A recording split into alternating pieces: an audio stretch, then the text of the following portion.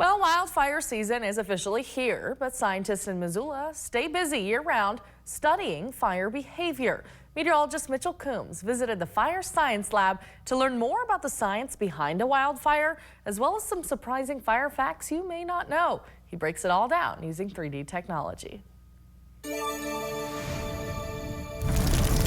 Wildfire is a word synonymous with summer in western Montana. In 2023 alone, we saw nearly 100,000 acres scorched across the region. All fires begin as a single spark, but given the right conditions, they can grow quickly, becoming raging infernos. But what causes a fire to ignite, and how do most fires begin? To better understand the ingredients for most fires, let's take a look at what is known as the fire triangle.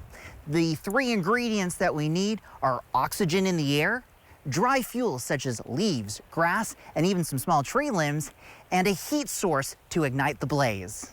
Ignition sources can be natural, commonly from lightning, or they can be directly linked to human activity.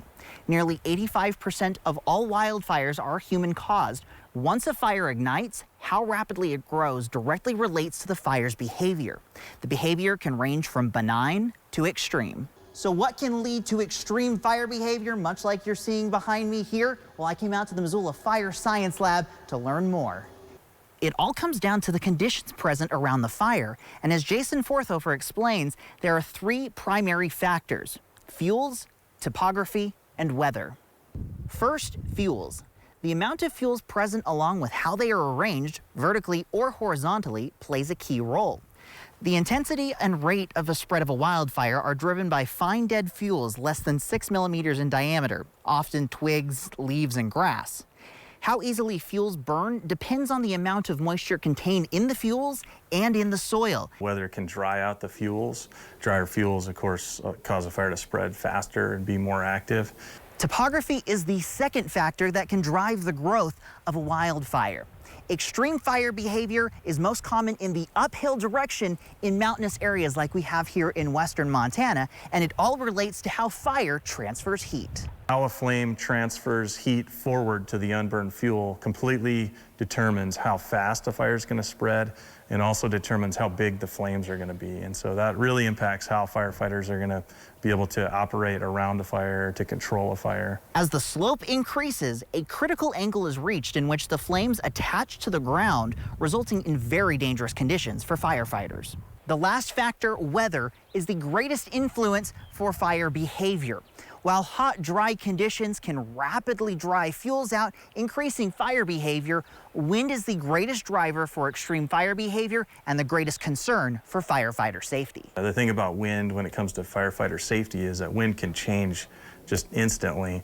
And so those changes, different changes in wind, can really cause a massive change in the behavior of a fire, the direction and speed the fire is spreading. This can be a result of strong winds in general or shifting winds caused by outflow boundaries or cold fronts. Take a look at how rapidly this wildfire spreads across the land, driven by powerful winds and the dry fuels. This type of rapid blowover can lead to tragic results, as was the case in the Man Gulch fire.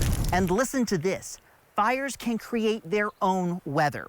A byproduct of combustion is water, and as heat rises, it can release that water into the atmosphere.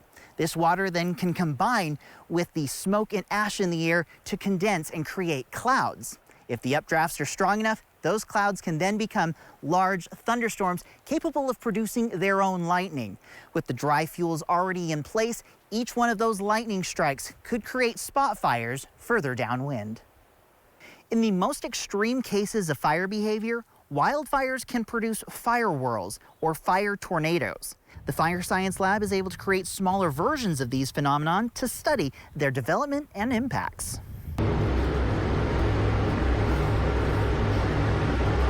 The research being conducted at the Fire Science Lab is integral into learning why fires behave the way they do. With greater understanding, the goal is to keep firefighters safe while at the same time decreasing the threats to life and property. Keep you and your family informed this fire season to changing fire weather conditions by visiting our homepage, NBCMontana.com. Reporting in Missoula, Mitchell Coombs, NBC Montana.